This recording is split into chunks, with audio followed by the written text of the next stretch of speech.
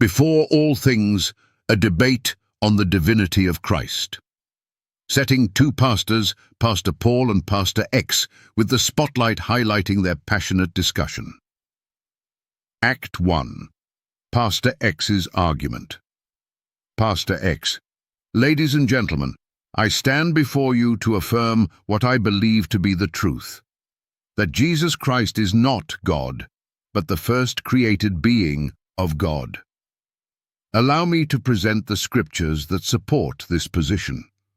First, we turn to Colossians 1:15, which says, "He is the image of the invisible God, the firstborn of all creation." Surely, firstborn means he was created first. Next, in Proverbs 8:22-25, we read about wisdom personified. "The Lord possessed me at the beginning of his work, the first of his acts of old. I was brought forth before the mountains had been shaped." Many agree this refers to Jesus as wisdom, created before all things. Let us also consider Revelation 3:14, where Jesus is called the beginning of God's creation. How much clearer can it get? Jesus is described as having a starting point, the very first of God's creation. Lastly, in John 14:28, Jesus himself said, "The Father is greater than I." Doesn't this prove he is subordinate to God, not equal to him? I rest my case. Jesus is indeed the first and greatest creation of God, but he is not God himself. Pastor X sits down, satisfied, while the audience murmurs in agreement and confusion. Act 2. Pastor Paul's response. Pastor Paul rises slowly, holding a Bible. He pauses dramatically, scanning the audience with a confident yet compassionate expression. Pastor Paul: Thank you, Pastor X, for presenting your arguments. I've waited patiently because the truth needs no rush, it only needs clarity. Now, let's address your points, but not with my words. Let the word of God speak for itself. First, you referenced Colossians 1:15, the firstborn of all creation.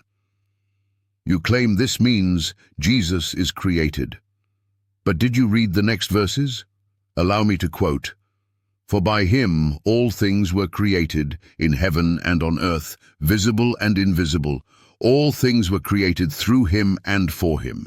And he is before all things, and in him all things hold together."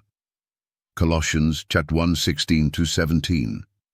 Tell me, Pastor X, if Jesus created all things, how could he be a part of creation? If he is before all things, then nothing existed before him, not even creation itself. Pastor X shifts uneasily in his seat as the audience leans in. Pastor Paul, intensifying, you mentioned Proverbs 8:22-25 as evidence of Jesus being created.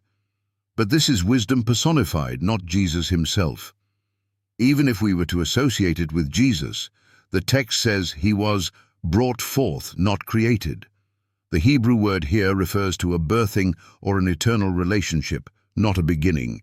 Now, regarding Revelation 3:14, you pointed to Jesus as the beginning of God's creation. Do you know the Greek word for beginning here? It's arche, which means source or origin. Jesus is not the first created being. He is the source of creation, the one who started it all. Lastly, you quoted John 14:28. "The Father is greater than I." Yes, Jesus said this while in his human form, humbling himself to fulfill his mission. But does this mean he is not divine? Absolutely not. Philippians 2:6-7 declares, "Though he was in the form of God, he did not count equality with God a thing to be grasped, but emptied himself, taking the form of a servant." Act 3. The climax. Pastor Paul steps closer to Pastor X, holding up his Bible with conviction. Pastor Paul: But let's not get lost in secondary verses. Let's focus on the knockout punch. Colossians 1:17. He is before all things, and in him all things hold together. If Jesus is before all things, then he cannot be created, because creation itself is part of all things. If he holds all things together, then he must be eternal and uncreated, for only God possesses this sustaining power. Now, Pastor X, I challenge you and everyone here. If Jesus existed before time, space, and creation, how can he be created? The audience erupts in murmurs. Pastor X opens his mouth but cannot respond. Act 4. The appeal. Pastor Paul turns to the audience, his voice filled with compassion and urgency. Pastor Paul, friends, skeptics, and seekers, the truth is undeniable. Jesus is not a created being. He is the eternal God. He is the Alpha and Omega, Revelation 22:13. He is the I Am of Exodus 3:14 and John 8:58.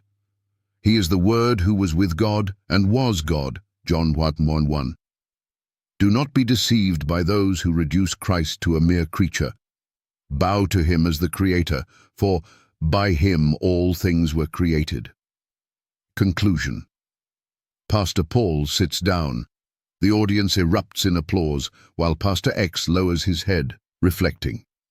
The atmosphere is charged with conviction, and many skeptics in the audience are visibly moved, reconsidering their views on Jesus Christ. This dramatic exchange highlights the supremacy of Colossians 1:17 in defending the divinity and uncreated nature of Jesus Christ.